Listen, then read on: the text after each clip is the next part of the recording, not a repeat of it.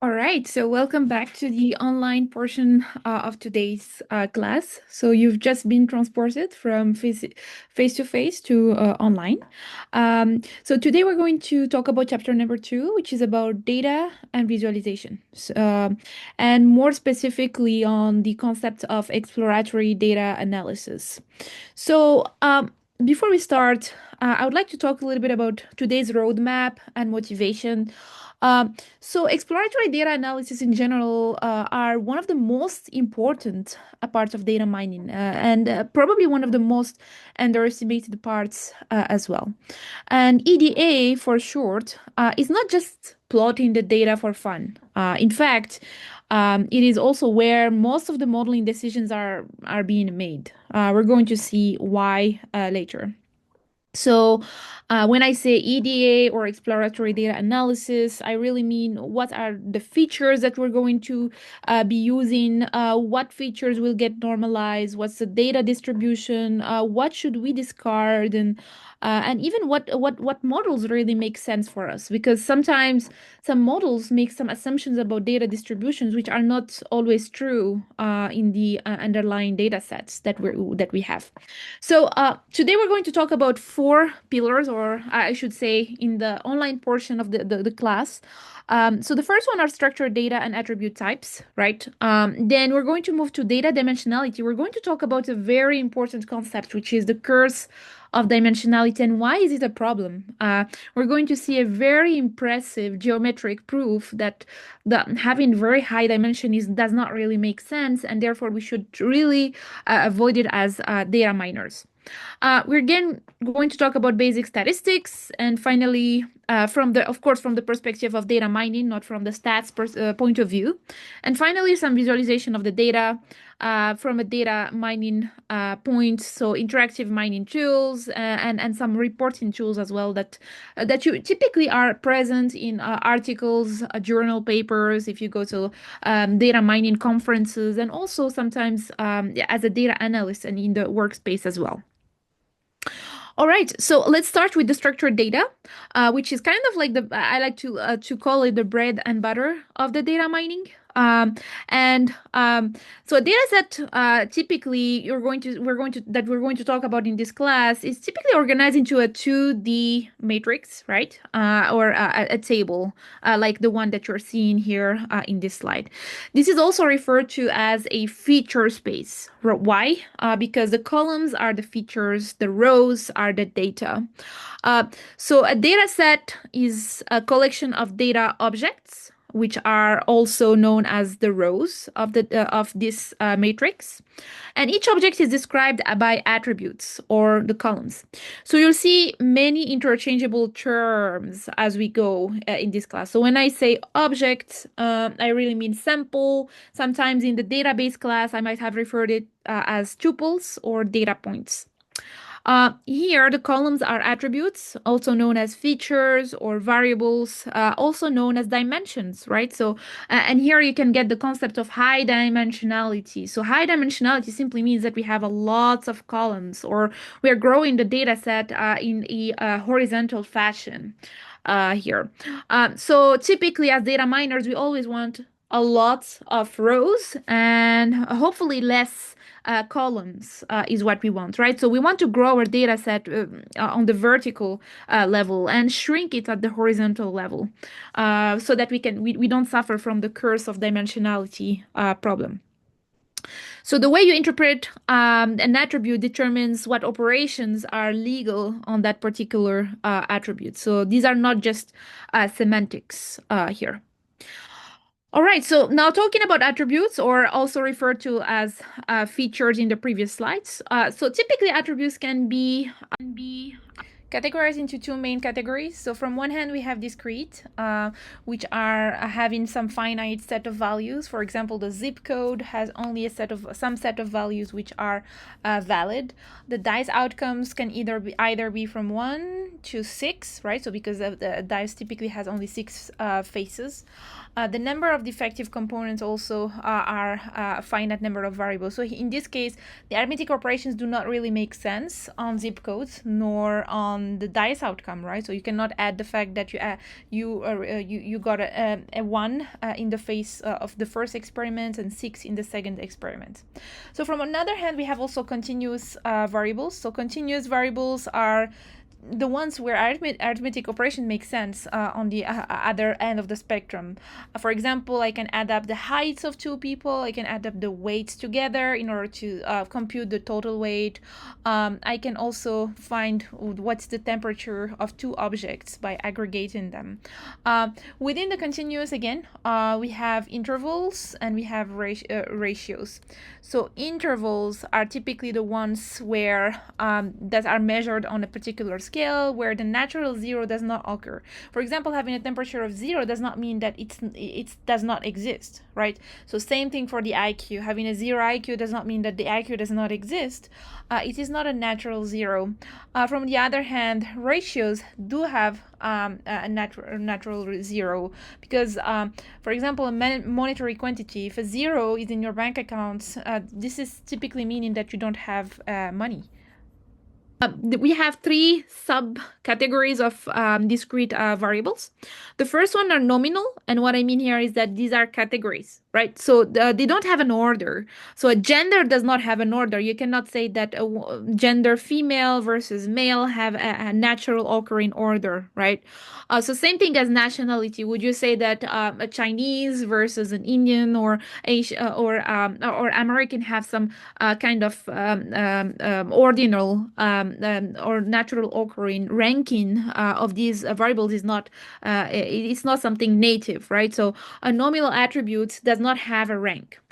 On the other hand, we have also binary. So these are some special nominal case. They could be either symmetric versus asymmetric matters over here. So in this case, a true or a false honor of. So we have only 2 different categories within the discrete variable over here. So this is another special case of nominal, if you wish, over here. Ordinal is exactly on the far end from the discrete variables where the order matters in this case, right? So these are still categories of variables, right? So we have, for example, the size, small, medium, large, XL, and here the order matters because moving from S to M versus S to L here does have some meaning. In contrast, the gender moving from female to male really that is not matter in which order we put them on in your attribute list here. So in this case, the order really matters between one values of category or to another one. Same thing as grade or the military ranking and any other type of ranked variable that you might think of. All right, so now we're going to move on to the concept of dimension. Right, so dimension, as I said, could be a feature or the number of attributes that we have in our feature space or our data set. So going back a few slides before here, so the number of dimensions here, we're talking about a 5-dimensional space, feature space, because we have Panther ID, the first name, last name, date of birth, and the GPA as being the dimensionality of our data set. Typically in an image recognition task, or an image could be 1,000 by 1,000 dimension, which is 1,000 square, or more than 1 million or more than 1 million dimensional space, because every side in a 2D image it consists of 1,000 dimensions. Here is an example of a plot of a 3D tuple or a 3D object here that is described by X and Y and Z dimensions or features or attributes. In this plot over here of this image, we have an 800 by 600. So our image consists of 800 by 600 dimension over here. So dimension for the case of time series is the number of times that we have per tuple, right? So because here we're talking about a chronological order, so the timeline or the look back or the overhead is how many measurements I took per time unit in this period of time over here. So here we can easily see that this time series consists of 25 dimensions. And here you could see that we're already talking about different dimensionalities. So I moved on from talking from the image modality to the time series modality. And here we have a scatter plot of probably a vector feature space like the one that I showed in the very first slide. All right, so here is a very, very cool experiment. So here I'm going to show you and hopefully convince you that the curse and that having a lot of dimension is not good.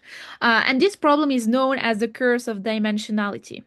So this is where really the intuition collapses, because we will see that in low dimensions, most of the points that we're going to overlay in this slide will lie near the center. And in high dimensionality, we were just going to add merely one single dimension to this square and this circle. We're going to see that almost everything lies near to the boundaries of the plot, and really the data distribution is no longer reflecting a normal, the uniform distribution, as we will see. So in this slides, I really want to show you a simple but very powerful experiment where the key implementation, the key implication of this experiment is that, well, the distance metrics lose meaning in high dimensional space. Stuff like nearest neighbors become unstable, and random sampling even stops being representative in a very high dimensional space. When I say very high dimensional space, probably thousands of dimensions when you have only few hundreds of objects or few hundreds of tuples in your data set.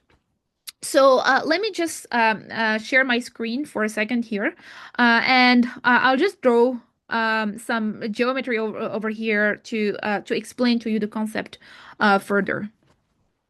Okay, so I'll just start with a square, right? So and I'm going to ask you to remember some calc class over here to compute the areas of the square and the circle.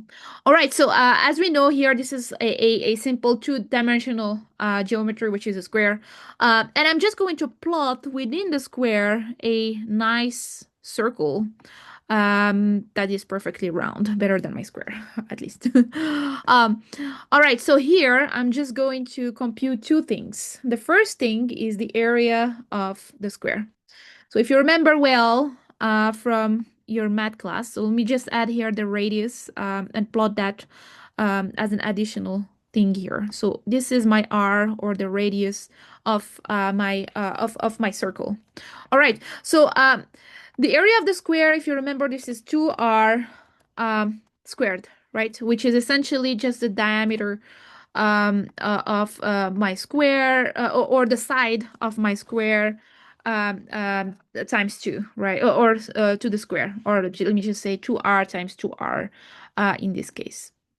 And if I want to compute the same thing for the circles, or the area of the circle in this case is a pi, right? So pi r square, pi time r squared in this case. So pi times r times r in this case. Okay, so this is cool. So now let me just do, I want to know how much of the area of the square is the area of the circle is the area of the square. In other terms, what's the ratio of the area of this circle to the square? So in order to do that, I'm just going to compute this ratio over here, which is the area of the circle over the area of the square, right? So in this case, pi r square over 4r square in this case. So if I just remove these r squares from the bottom and top, I'm just going to be left with pi over 4, which if you do the math, 3.14 over 4 is around 78.5% in this case. All right, so what does this tell us in terms of data set? In other terms, the area over here of the circle represent about 78% of the area of the square that is enclosing this circle over here. Now, another thing which I showed in the slide is that if you do experimentally the same experiment on Python. Let's say that I want to have a random draw of different pairs of attributes, x and y, which both belongs to this interval of -1 and 1, where this circle coordinates might live over here. So -1 over to 1 in this case. And I do a random draw with equal distribution, right? So I can take any number in this interval between x and y, and I plot these numbers over here, that whatever I got as a pair of x and y's, I'll get almost the same the same number, where most of the points are going to be inside of the circle, and some of them, well, about 20% or 22%, were going to be outside of the circle and lives in the corners here of the square in this case. So what this tells me is that, well, in 2D, 78% of the data is around inside of the circle. Now let's just do the same exact experiment, right? But by adding one single, but by just adding one single data point or one single dimension in this case. So if you move one single dimension here, right, and I just draw the same thing, but here I'm just going to add a one single dimension, which is a cube, and a sphere instead of my circle in this case. So let me just clean up a little bit this space and do the same exact thing that I did above. So, all right, so let me just compute here what's the area of your sphere. So if you remember well, the area of the sphere is equal to 4 over 3 pi r cube is the area. Okay, now the area of the cube here, which is the enclosing element, here is equal to 2 times r, which is the radius, raised to 3, which is cube in this case. All right, so here this gives us 8r cube in this case. Now let's do exactly the same thing. I want to know what's the ratio of the area of the sphere to the area of the cube, which is the enclosing element in this case. So if you just do the math over here, so 4 pi r cube over 3 times 8, right, r cube, and I just simplify my formula over here by removing the r cubes over here, 4 with 8, so times 2 over here. So you're going to be left with pi over 6, right? So that's my ratio over here. So in other terms, and if you do the math over here, that's exactly going to be 52, around 52.4% or 52% if you wish. All right, so what this tells me is that, well, if you do the same exact thing, the same experiments that we had, this is my first experiment and this is my second experiment. So my first experiment tells me that most of the area of the circle lies within the area of the square. And this is not exactly the case when you raise it with one more dimension, right? So here, about half of the area of the sphere is inside of the area of the cube. Only 52%. So what happened? We lost about 20% of the area just by raising the dimension by one single dimension in this case, right? Okay, so let me just go back to my slides one more time and explain that further in the example that I have here. Okay, so this is exactly what we just did. 78% is inside of the square, inside of the circle, and only 52% is inside of the sphere. Although we are talking about the same exact geometry, but one more dimension is added only in this case. And if you raise it only with one more dimension further, which is 3, right? So we are talking about a hypersphere and a hypercube. In this case, if you look at the figure over here, which represents the percentage of the hypercube with respect to the hypersphere, it's going to be dropping further to only 30%. Look at to only about 50% and 30% for the case of 4 dimension in this case.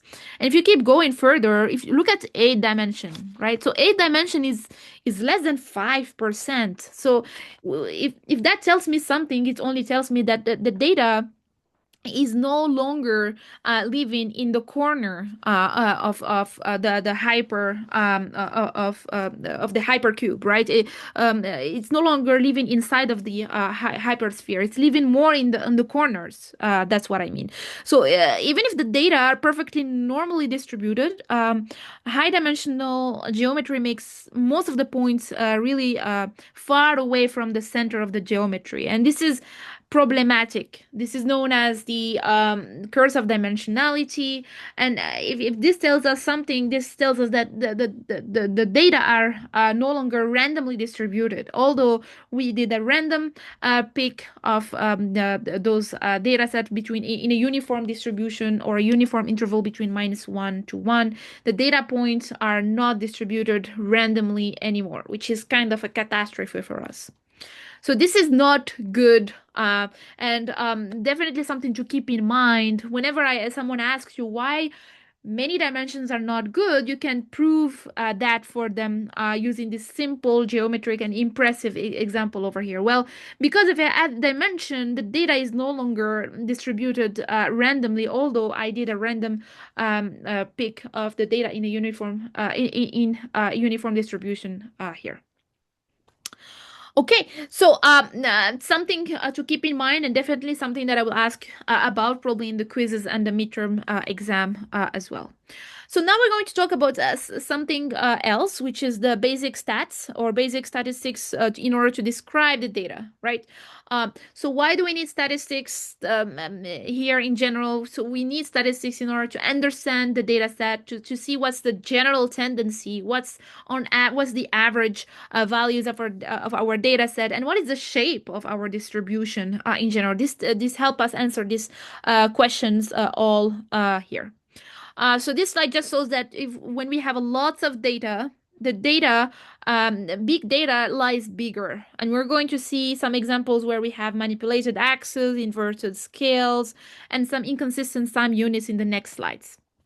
All right, so if you could just pause the video for a moment and look at this figure over here and try to guess what might be the problem of this slide. This is a real figure that has been screenshotted from TV, right? From some media. And it shows here how the media tries to fool you in a few seconds by showing some figures and some wrong that proportions of the bar plots over here. So if you look closely at the y-axis, the media here, the media outlet is probably trying to show you that, hey, the Obamacare's enrollments are really good. From March 27 to March 31st, which is about only 4 days, 4 days, the enrollment has increased to 1 million more enrollment in the Obamacare, right? So the problem over here is that 6 million has been used, 6 million units has been using only 3 units in the x-axis, right? So look at this, 1, 2, and 3 are the units being used. But 1 extra million is using 5 more units, which is a wrong interpretation and really typically, definitely a manipulation from their end on the y-axis, right? So they want to exaggerate the fact that 1 million is about more than double of the 6 million already exists in Obamacare enrollments over here, right? So how much bigger is 7 million than 6 million? It's only one-sixth of that already existing enrollments that are there, right? So the unit should be really a small increment compared to this big jump that the media is sometimes using, because at the same time you're watching the screen only for a few seconds. Here is another manipulation of the figures, and this is by the Florida Department of Law Enforcement. So if you just look at this slide over here, without really reading the titles and everything. So you might see that, well, this is about the murders, right? And if you look at the x-axis, 1990s, and here we're talking about 2000s, right? So if you look at the plot and the bolded values that they chose to bold is that, well, 873 were was the number over here, and right now it's 721. Probably we're doing good, right? Because in the 90s, the gun debt was high, and right now it's getting lower over here. But if you look closer here, so here the idea is probably they also highlighted 2005 Florida enacted its stand your ground law. If by a naked eye perspective, you might see that, well, it was really bad in this time, right? And right now we're doing better. The Department of Law Enforcement is doing a really good job because the trend is on the lower end and it's going downward in this case.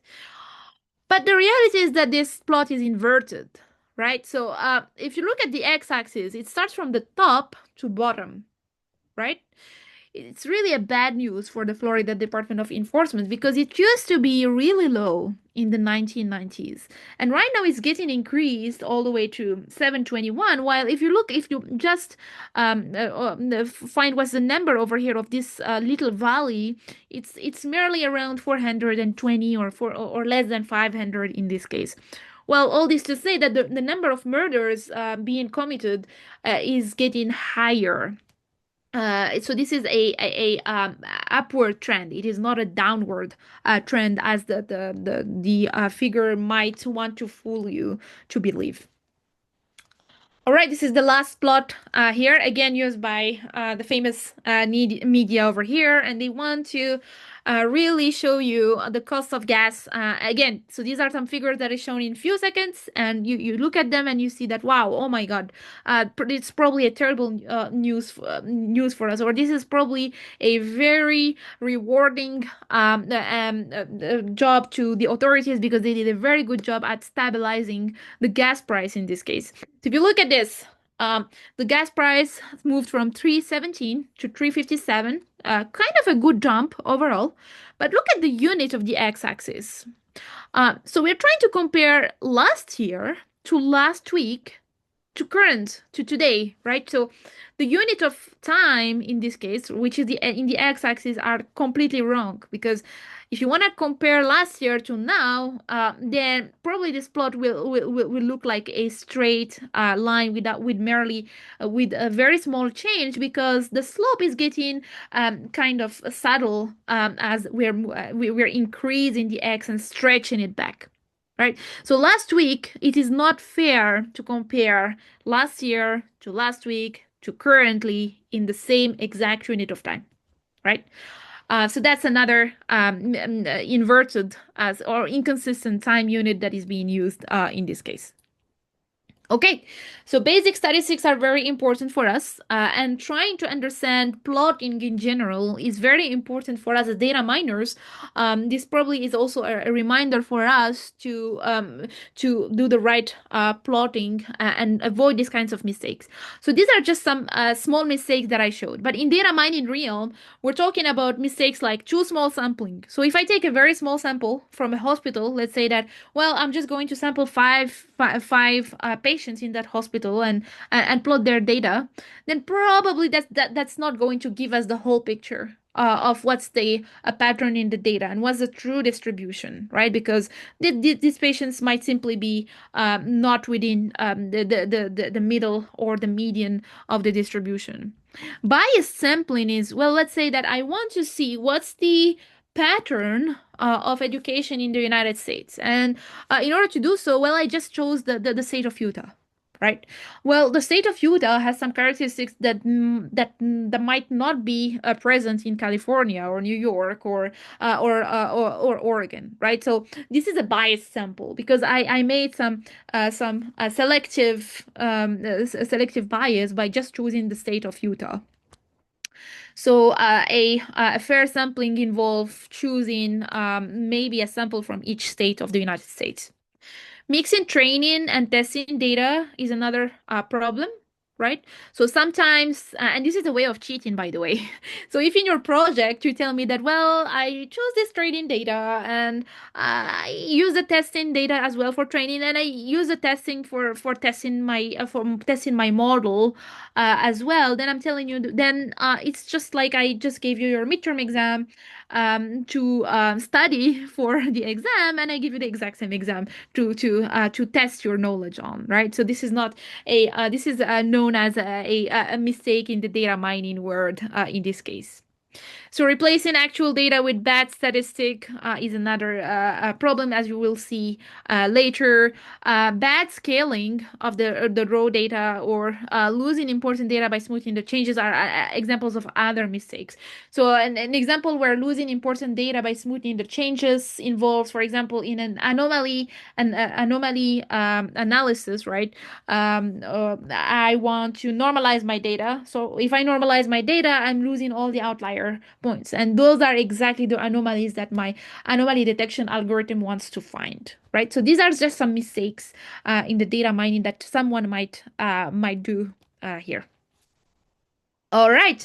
So now we're talking about random variables. So a random variable is simply what we measure, right? So an example of a random variable could be the GPA, the number of clicks, the stream flow. These are all examples of random variable.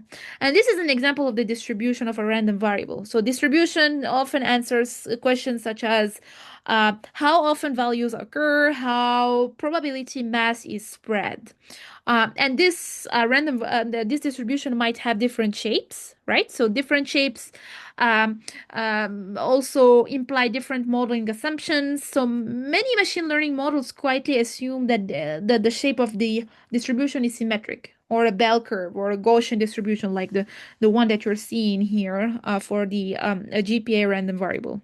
And so in the exploratory data analysis, this is where you check if those assumptions are correct or not. Okay, so depending on the type of the random variable, whether it is discrete, and here we are showed as discrete variables are bar plot, or continuous, and this is the case of the solid plot that you see like for the normal or the log normal variables. Uh, then the shape of the data, we obtain different classes of distribution. I'm just going to talk about some of them in this case. I don't need you to know all of them, but here's some of them that I will define. So let's start with the normal distribution over here. The normal distribution is the one that I showed in the previous slide, and it's typically symmetric and bell-shaped. This distribution really is naturally happening in many measurements, such as aggregation of many small independent effects. So, for example, here, measurement of noise in the sensors or the exam scores in large classes. So, typically, in my really large classes, I see this kinds of distribution. Most of the people will score around the same on average. We have some outliers, some people who did not have a good night's sleep, right? Who did not get good grades over here in the left-hand side, and some really bright students who got some A pluses or 100s, which are the extreme far right outliers as well.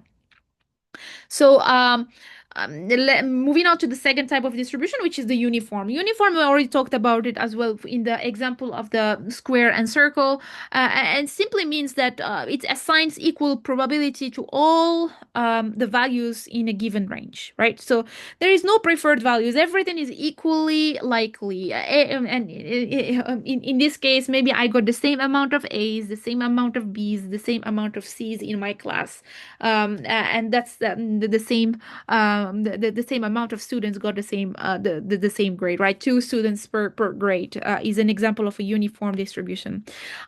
Some example of uniform distributions is the number is selecting a random time within a fixed interval, or for example, if you assume in a complete uncertainty when no prior information is available, right? So that's an example of uniform distribution when you don't really know what's the distribution about.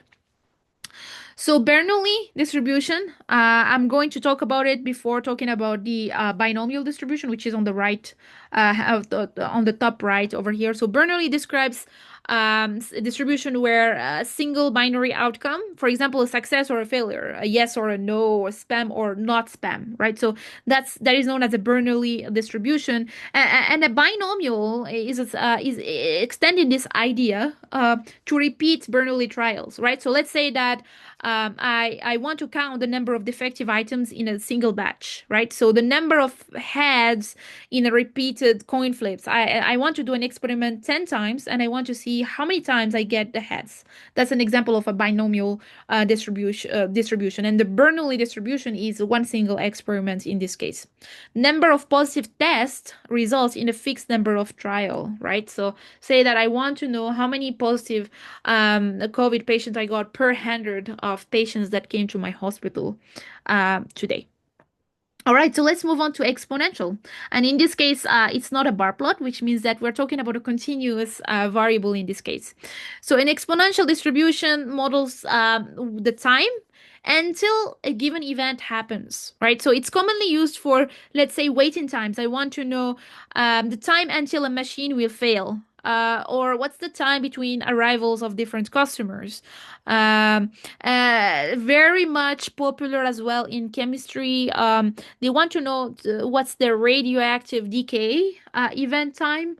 That's typically shown as an exponential type of distribution. So this is just an idea of when you see this kinds of plot, you might want to guess, hey, what's the random variable that is being displayed in front of you. Exponential distribution could be the time until the next customer arrives, for example. Now let's move to the gamma distribution, which is the bottom leftmost one over here. It is a generalization of the exponential distribution that I just talked about, and it is often used to model some waiting times until multiple events happens, right? So exponential is one event happening. Now here we're talking about multiple events, right? So the time until the fifth customer arrives at a store when arrivals occurs in some random constant rate, for example, right? So that's an example of gamma. Of your gamma. Okay, so the next slide is about the basic stats or statistics. We're going to start by talking about the mean of central tendency. So what those central tendencies types of statistics tell us are essentially if you just randomly pick up a value from the distribution, on average, what could be the value of that particular random variable? So we're going to start with the mean. One disclaimer here is that the mean is optimal only when the data is symmetric and unimodal. It is not a very robust statistic. We're going to see why. So if you're looking at the Gaussian distribution here on the figure below in the middle, you'll see that the mean, the median, and mode are all overlaid on each other. So which means that, well, in a perfectly symmetric distribution, on the average value of the random variable is equal to the median and the mode.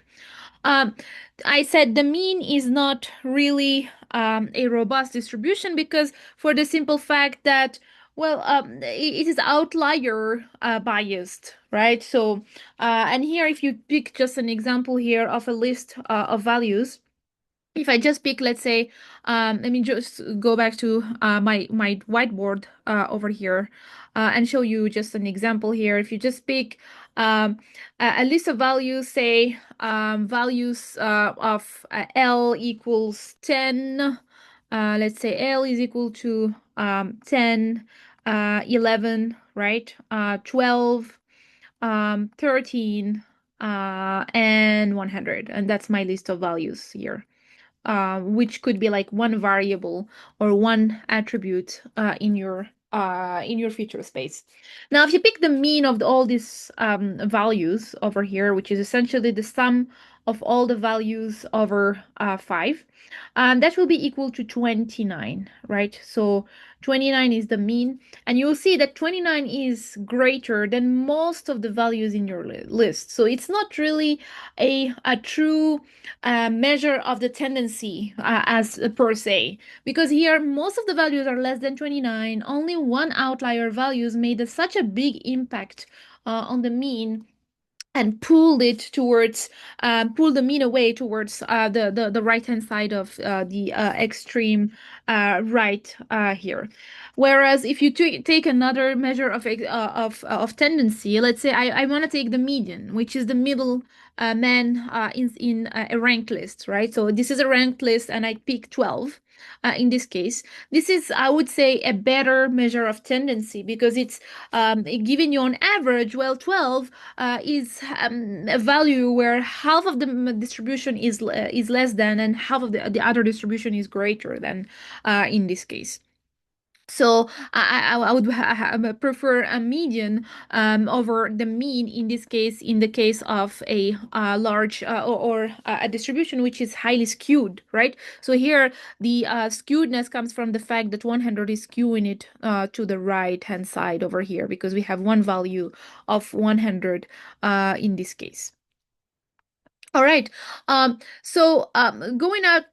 back one more time to our slides over here. Okay, so next slide is about the median. The median, on the other hand, is the middle value when the data is sorted. So if you pick up a list and of the values of all the features and you sort them up from the very small value to the highest, the median is the middleman. And in the case where you have an odd number of values, right? So in this case, we have about 7 values inside of, or 7 tuples, 7 objects. The middleman happens to be 6, right?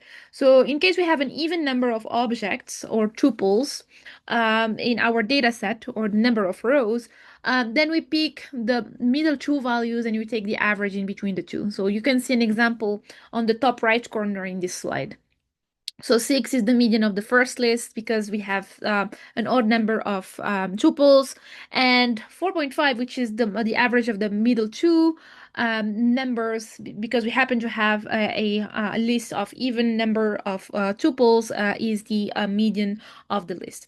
So median is way less bias towards the left, towards outlier values. In fact, we say that median as well as the mode is quite a good choice when your data distribution is strongly skewed, whether to the right or to the left. And what I mean by a skewed distribution, you could see here is in the slide on the bottom, a negatively skewed distribution is we have outliers on the left hand side. And here we could clearly see an example of this as well. Maybe someone failed in the class, and that's why we have a negatively skewed distribution. But most of the people ended up with a mode value of let's say an A, or a 90% as being the mode of the class over here. So because of that, the mean of the class happens to be way less, which is around 70 passing grade. But the reality is that the most recurring number is 90%, which is the mode over here. Okay, now a positively skewed distribution, on the other hand, is the other way around, which is the example of the rightmost figure over here. So the mean is way more biased towards one single outlier, 100 value, but the median really shows us a better measure of the centrality of a central tendency of that random variable. I would say the same thing for the mode. So moving on to the mode, and by definition, the mode just captures the most frequent magnitude in your list, right? So an example here is 1, 3, 6, 6, 6, 6, 7, 7, 12, 12, 17. If you just count the number of occurrences of each unique element in the list, 6 happens to be the mode. Right, and the modes, just like the median, is a way better unbiased measure of central tendency. You could also see it through the figure over here. I would have preferred the mode or the median over the mean in skewed distribution. It does not really matter for the case of normal distributions, which is the middle figure over here. The mode also could be a great choice for a strongly skewed distribution. Now, something interesting to say over here is that empirically, right? Empirically, the mean minus the mode, when I say empirical, I mean by heavy experimentation on multiple data sets. If you want to approximate the mean or the mode, or sometimes even the median, then you can use this formula over here. It can give you a good approximation. Well, I know that the mean minus the mode is equal 3 times the mean minus the median. That's quite a very close approximation of the values between these three different measures of central tendencies. All right. Now, moving on to categorization again. So we can classify aggregate functions into three broad categories, and based on how easily they can be computed and combined. Right. So the first category of aggregate function are known as distributive aggregates. So what I mean by distributive aggregates is that these are functions that can be computed independently on subsets of the data and then combined as we obtain the final results. Well, an example of that are the sum and the count. Meaning that, well, if I have, let's say, a cluster of computers and I can give a subset of my data to different clusters and they will all give me a subsum. If I sum up all the sums, then I get my final value of the count, right? Again, I have a very large data set. I want to know what's the max value. I'll give you half, and let's say I give someone else max in class. I give a half to that other person. I'll get two maxes. Now the max of these two maxes will be the max of the whole data set, right? So it's quite easy. These are cheap because they can be computed on in parallel by multiple CPUs at the same time, as an example. So if you split the data set across multiple machines, we can compute the sum or count each partition locally, and then we can deduce what's the sum of the whole data set. Okay, so now algebraic. Algebraic aggregates requires a fixed number of intermediate values rather than one single value. So in order to compute the final result. So for example, the mean requires both two different values, the sum as well as the count of how many elements that particular cluster computed, right?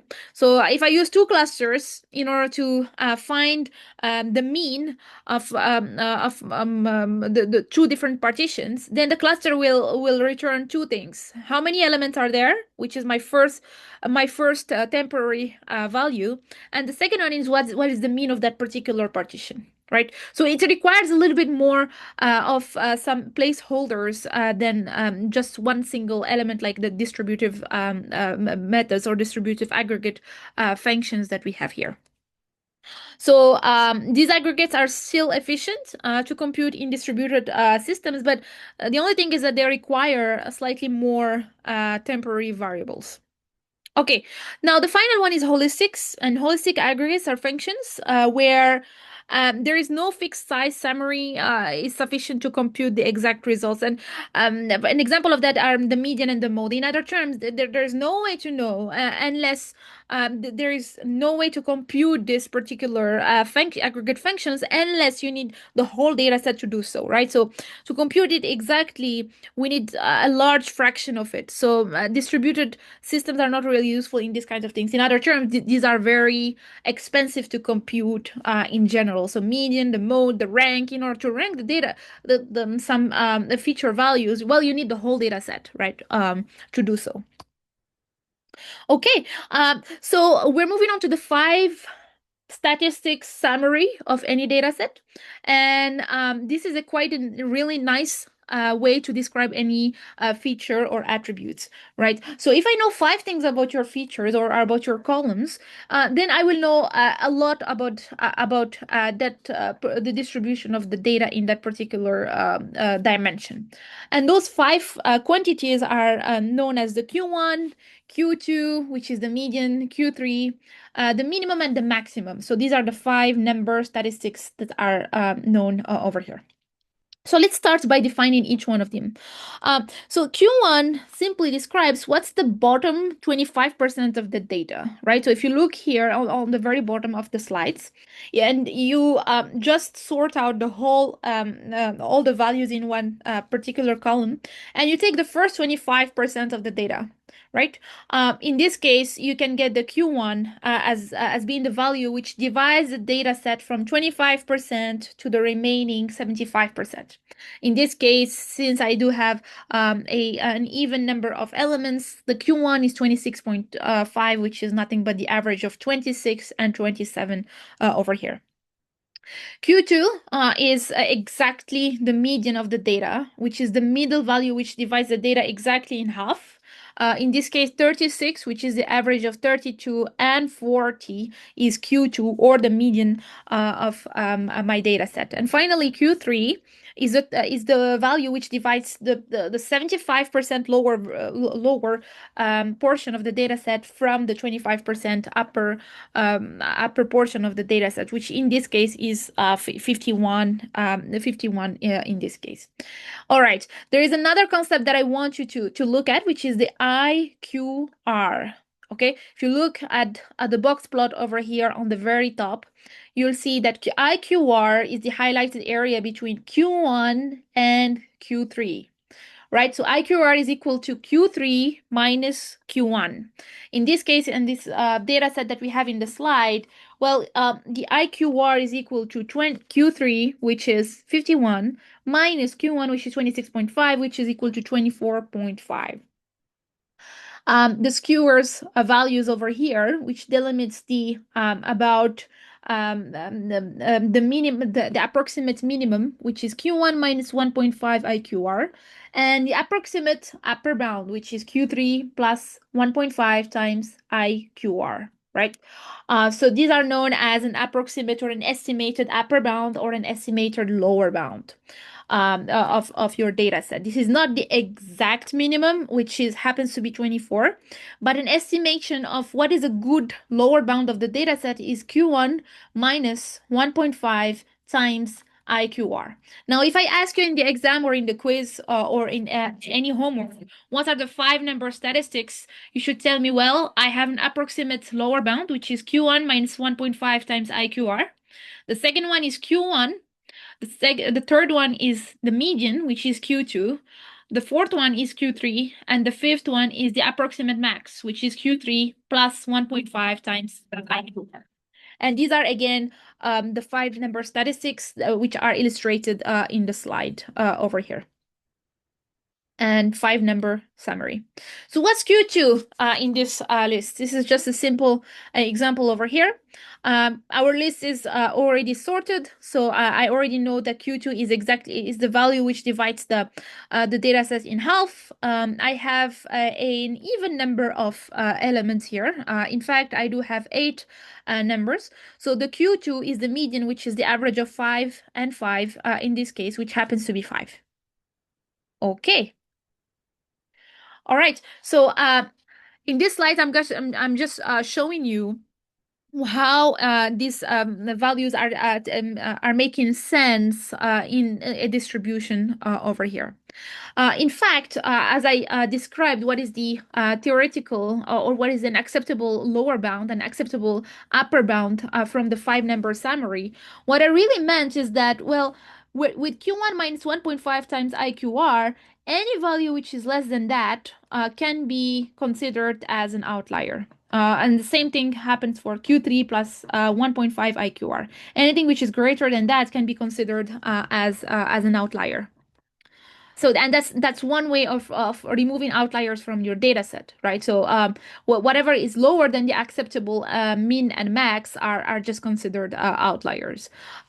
So in this case, there is another test which could also be used, which is known as the Tukey test for outliers detection, which is also shown in the slides in the right-hand side over here. So if you look at this particular interval here, so Q1 minus K, which is a generalization of 1.5, right, times Q3 minus Q1, and Q3, the right-hand side of the interval is Q3 plus K times Q3 minus Q1 is the right-hand side of the interval. So K could either be 1.5, and that's what we use for the 5-number summary. These are known as outliers. If you want to be a little bit more conservative, then you could even choose K is equal to 3, right? Which means that I don't want to remove the outliers. I want to remove values which are extreme outliers, which are also known as far outs. So K in this case could be is equal to 3. And in this case, Q1 minus 3 times Q3 minus Q1, or and Q3 plus 3 times Q3 minus Q1 could be my interval of the distribution that I will keep in order to describe my data set or describe my features. Okay, now we're going to move into a slightly different concept, which is the variance, right? So variance and standard deviations usually comes hand in hand. And variance typically answers questions on is on average how far do points lie from from the mean, right? So and in fact standard deviation over here is used for variance. So variance is just nothing but the standard deviation square, as you could see here, which is noted as a sigma in this case. So the normal distribution is powerful not because data is normal, but because it gives an interpretable rule given the standard deviation rule, as you will see. So one standard deviation away from the mean is where 68% of the data lies. And if you go two standard deviations away from the mean is where 95% of the data lies, and then three standard deviation is where 99.7% of the data lies. You can see that even in a better shape in this particular plot over here. So if you take only one standard deviations away, which is the first standard deviation from the left and the one standard deviation from the right, then 70% of the data exists inside of this segment over here. If you add only one more standard deviation, then we're talking about 95% of the data. Now, three standard deviations away from the mean is where 99%, 99.7% the data is lying. And in fact, that's another way of removing the outliers. Whatever values are outside of the three standard deviations from the mean, then we can consider that they are outliers over here. You could see the standard deviations on the x-axis of this plot right here in this case.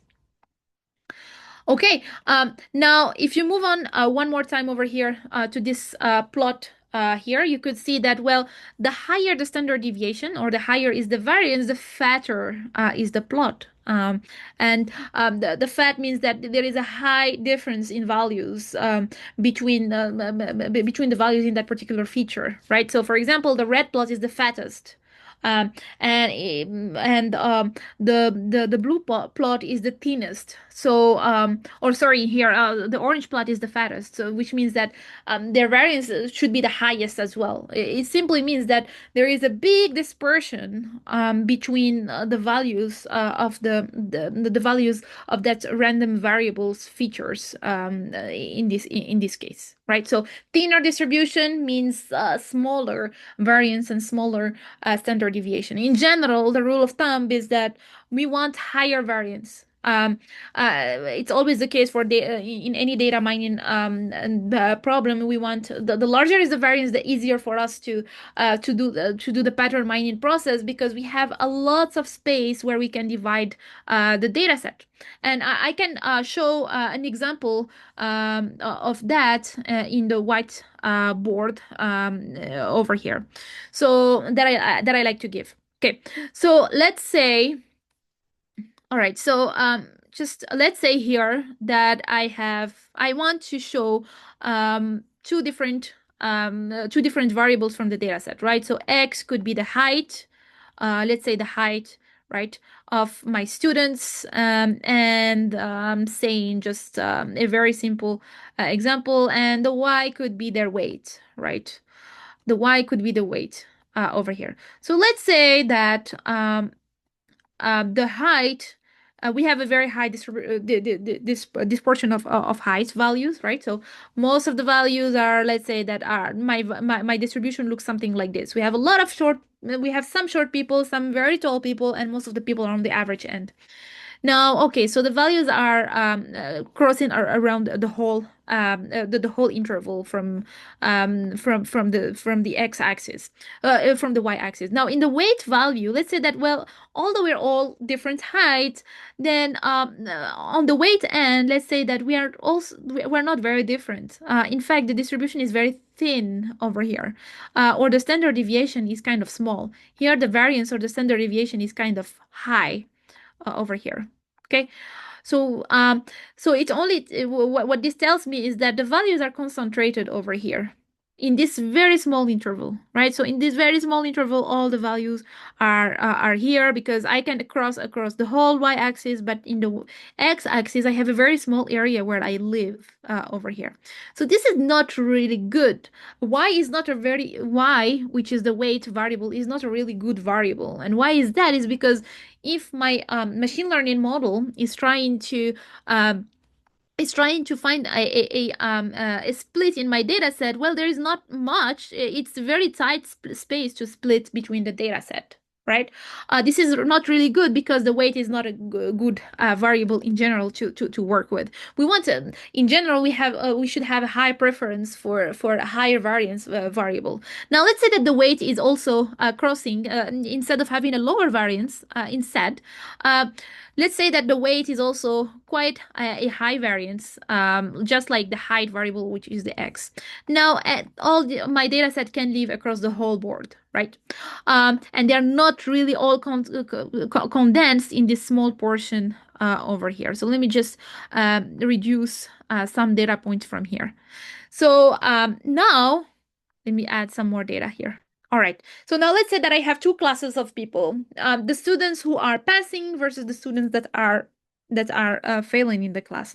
This is a way wider space where the scatter plots can, where the scatters or where the features are taken, are really overlaid across a very wider area, and therefore the model has way more space to comfortably split the data set. So therefore, variance, higher variance or higher standard deviation in your features or columns is always preferred over small variance data sets in general.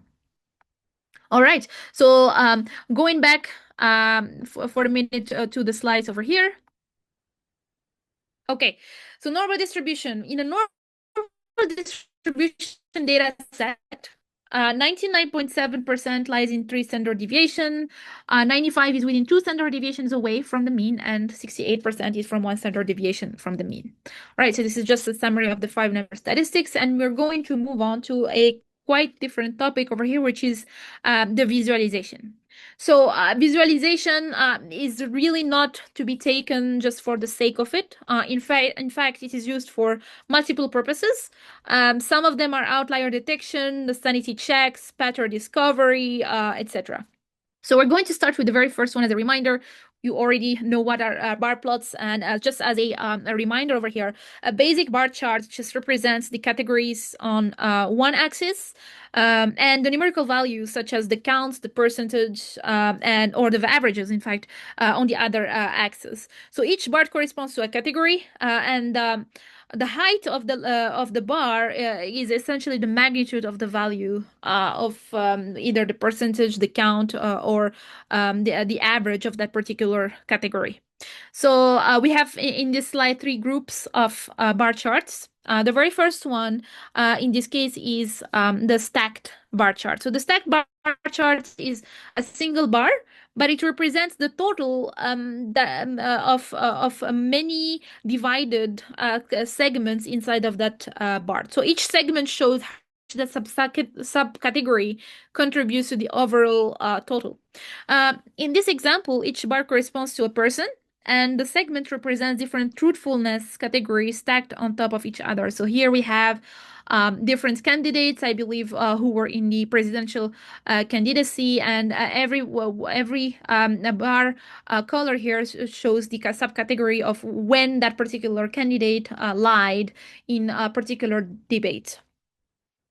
Okay, the other one are the grouped plot, and as you could see, they are showing 2 subcategories of classes, right? So we have from one hand the 70 to 79 years old and 80 years old, so they are side to side, and they are showing two different values in the y-axis. So it could be, for example, female versus male, or old versus young generation, percentage of voters in a given area, etc. And the last one is the regular one where the in the bottom right it shows just the standard vanilla bar chart where each category has a single bar. So in this case, it's ideal when the goal is to compare just the overall magnitude across categories. For example, the Fortune Global 500 companies by countries, etc. Okay, so now histograms. Histograms are exactly the same idea, but in this case, they are used to visualize distributions of numerical or continuous data. So the previous one are more like categories and discrete variables. So unlike bar charts, they do not represent categories, but they group numeric values into bins. Also known as intervals in the horizontal axis. So the height of each bar shows how many data points falls within that interval, or the frequency or probability density of values in that particular range.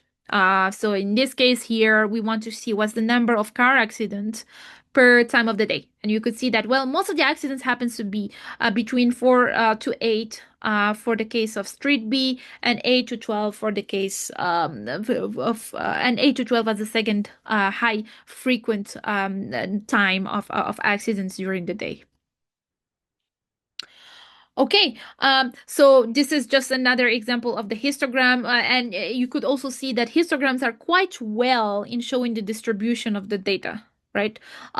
So here the right or the red graph or the red plot over here is just an estimation. If you just fit this figure, your histogram into into a normal distribution, then it kind of approximates it using the red figure over here. And in this case, it shows that, well, this probably is a good approximation of a Gaussian distribution, right? It looks like Gaussian. Of course, it's not a perfect Gaussian, but the height in this classroom looks like a symmetric distribution in this case. Okay, so scatter plots are used to visualize the relationship between numeric variables. So in this case, each data point represents a single observation or single object, single tuple. The position of the point is determined by the values in two variables, right? So if I just plot, let's say, the height versus the weight of every single person in this class, and I can get this scatter plot, and it shows me that, well, there is a nice linear relationship between these two variable, which is happening due to this line that is on a positive trend line that is happening over here. In fact, we can also measure that using the Pearson's correlation score that we're going to see later on in the next class. But the idea is that a perfect positive correlation looks like this on the bottom of this slide here, where we the Pearson's correlation is equal to 1. We can say that we have a low positive correlation when there is some kind of a linear trend going on, like this 0.5, at least 0.5 onward. A high positive correlation happens when we have more than 0.9 over here, and vice versa for the negative for the negative end. So a perfect negative correlation is when we have a downward trend, a downward linear trend between the two variables over here. So far, we talked about having two different, up to 3 different dimensions that we can plot, right? So 3D is the maximum plot that we talked about so far. Another way to increase the number of dimensions in a scatter plot, which is a really nice plot over here on the top right, is if you add the radius of the scatter, right, as one extra dimension, and the color of the scatter can also be an additional dimension. So here in this figure, we could see the power, the speed, as well as the gas mileage, and the two extra variables here are the power in kilowatts, which is also just added as an additional layer of illustration in this case, as well as the size of it, right? In this case, these are not different than the y-axis, but you could use the size as well as the color to represent two different variables than just the power in this case, which is redundant in this slide.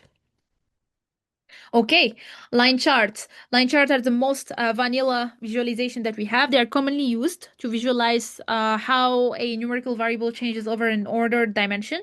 Most of the time, this is the time. right? Or it's a temporal dimension.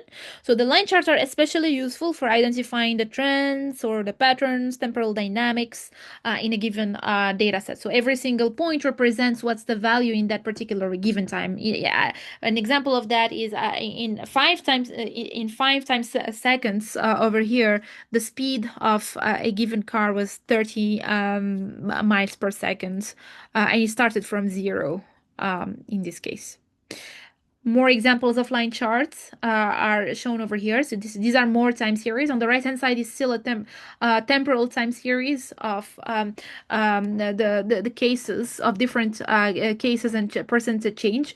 You could see here that they are using on their advantage the right plot or the right axis as an additional axis. So two y-axis. The first one is for the blue plot, and the red one is for the right plot or the right y-axis in this case.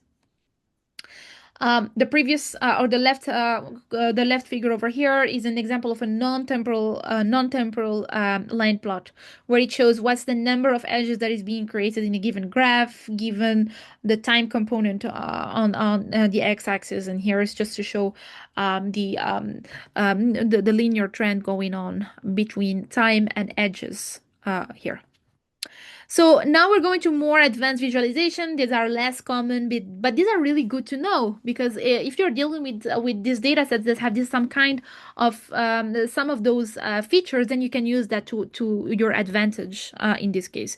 The first one is pixel oriented. Super cool to show correlations when we have correlations between multiple variables and a relatively small data set, right? So in this case, the income, the credit limit, transaction volume, as well as the age are the four different columns.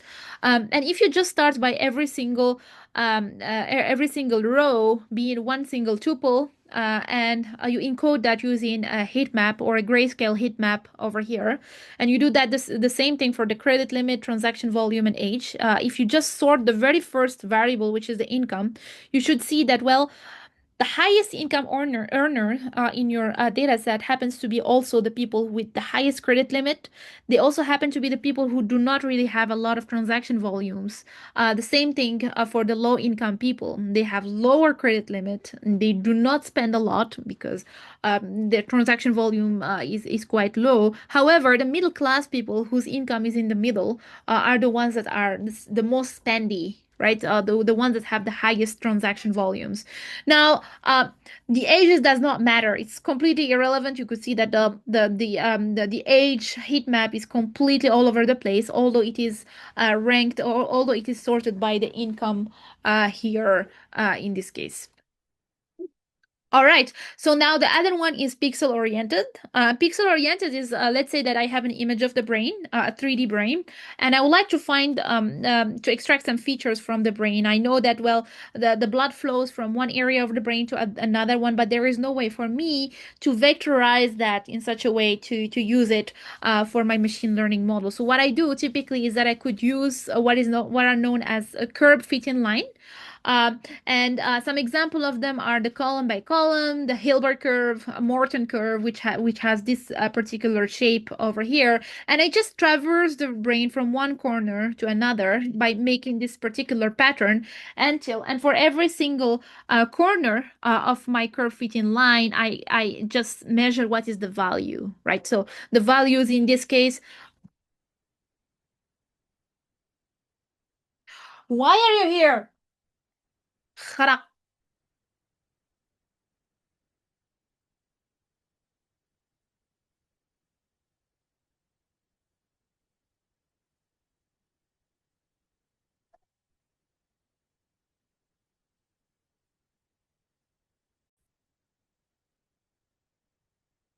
Okay, so another one of the visualizations are which are known as pixel oriented.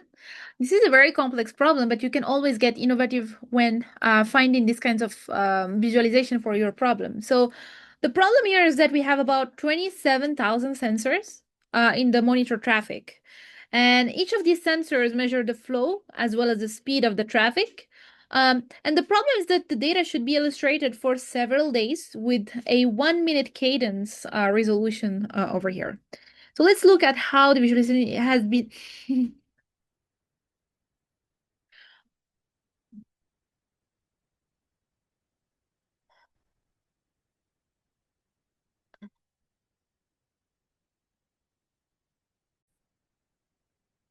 Okay, so another advanced visualization are known as the pixel oriented. So this is when we have some kind of complex object to measure. Let's say that I want to measure what are the different values of the blood oxygen inside of a brain the brain of a person. So let's say that I have the fMRI, which is the brain scan.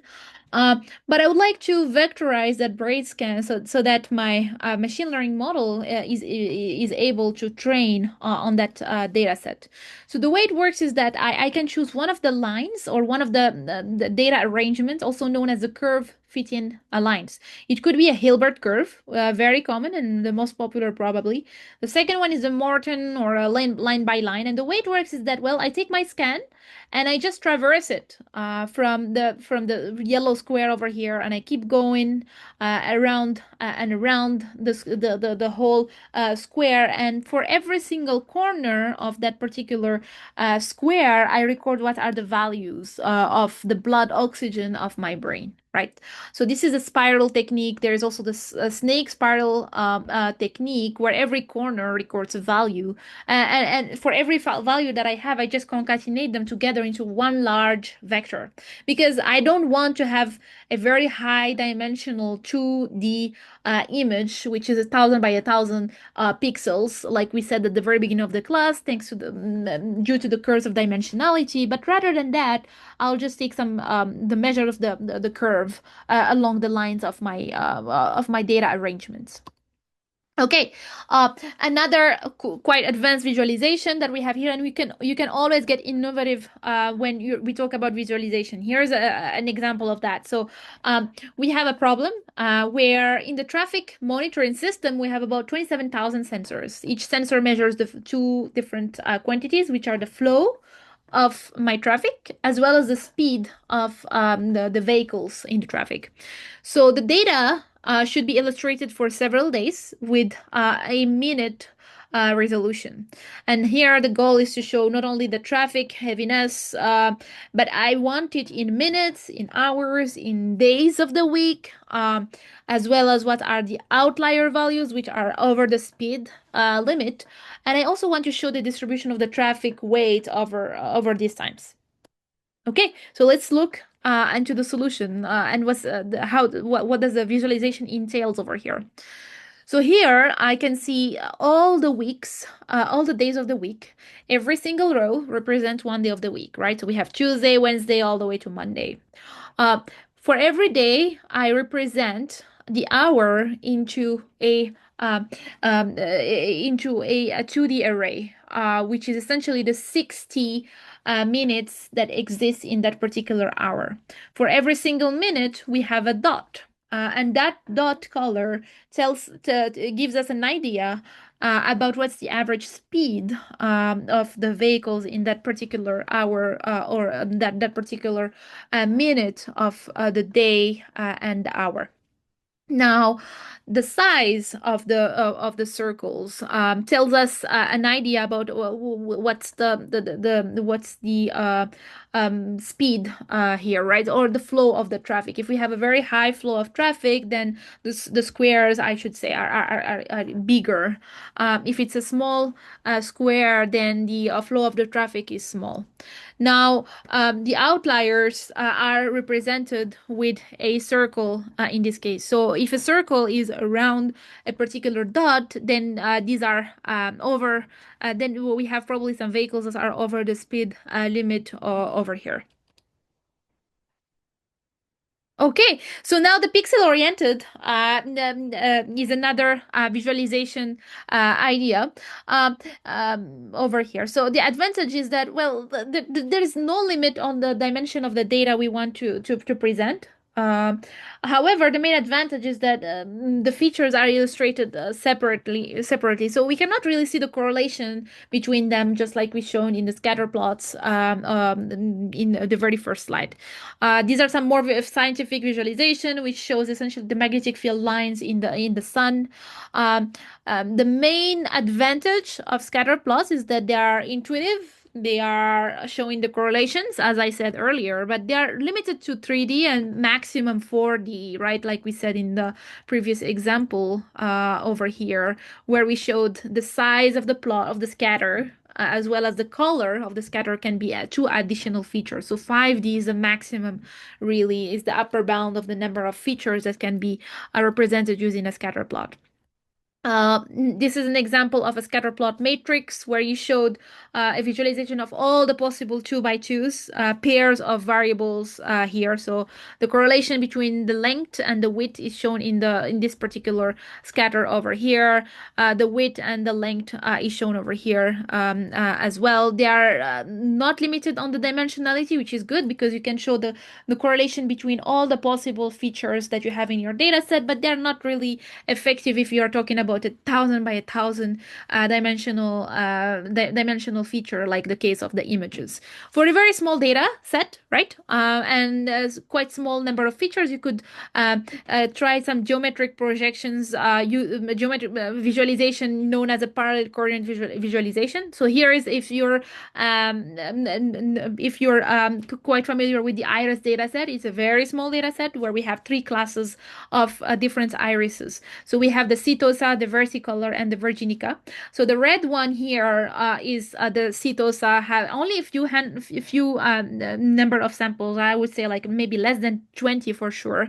You could clearly see that the setosa has small length compared to the other two classes of iris over here. And it's a quite useful data set when we have a useful visualization for small data sets in this case. So it's not limited on the dimensionality. However, when the data has many records or many number of tuples or is very vertically big, then it's not very useful because all the lines are cluttered one on top of the other if we're talking about thousands of features at a time over here. Okay, so geometric projections for landscape visualization are one of the core ideas of landscape visualization because they represent quite complex and high-dimensional data in terms of surface or terrain. So in this example here, the surface represents a fitness landscape where the different combinations of genes maps to different fitness values. It's quite intuitive. So the peak values are the ones which are at the very top over here, and they correspond to high values. The values are, on the other hand, the ones that corresponds to low values, and the overall shape gives us some immediate sense of where good or bad regions are in the space here. So Chernow faces, these are good for emotional data sets where you can kind of describe them in terms of emotion. And here the idea is that you represent the features of your data set with one single part of the smiley of the face emoji that we have here, right? So in this case, you could represent the color of the face as being the college degree. It's a light face if we're talking about 15 to 20% college degrees in our data set. So same thing for the crime rate. It's a very high crime rate. Then we're talking about very big ears of your Chernow face in this case. So one way to read this map over here, this is the map of death penalty executions using the Chernow faces. Well, if you just take the state of Utah and we'll just read it using the features that are described inside of the map, we could see that the eyes are made of two different symbols. So we have the circle and the square. So circle means that, well, the methods that have been used are lethal injections. And as well as the firing squad, which is the square method. Well, over 55% of the death penalties happen in white people, and that's the color of the face of your Chernow face. They did not happen a lot. Because that's the size of the face. The size is quite on the second category here, which is 26 to 43 people only that have been executed since 1976. And we have a smiley emoji, which means that these are under 40 people. So that's how you interpret the Chernow face. It's very intuitive, but as I said, it is dependent on the fact that we're talking about an emotionally describable results. icon-based visualization or stick figures. So here, instead of having a scatter, we're just using a stick. And two additional features are in the sticks are the angle as well as the length of the limbs. So every single scatter represents already the age as well as the income. Now, if you just zoom in the particular stick, you could say that the angle and the length could represent some additional, two additional features in this case. So they are easy to overinterpret, but also they have some emotional bias, right? So the sticks also have some kind of skepticality into them here. And the last one is a hierarchical visualization. So hierarchical visualization is essential for market data, sometimes in file system, if you've seen them before, and topic modeling. They, in general, reveal the structure that the flat plots cannot really show. So for example, here, this is an example of a screenshot of the marketplace in January 28th of 2021.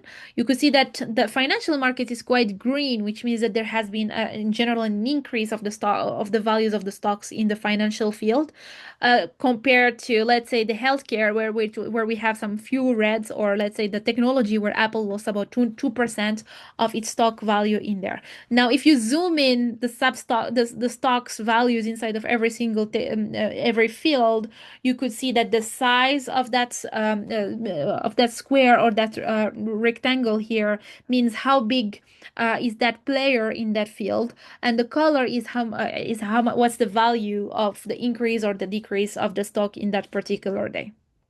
All right. Thank you so much. So this has been the end of today's chapter. If you have any questions at any given time, please make sure to note that down, and ask me in class in the next classroom. I will leave you with the practice series in order to practice all what we've been discussing so far. Thank you, and see you next week.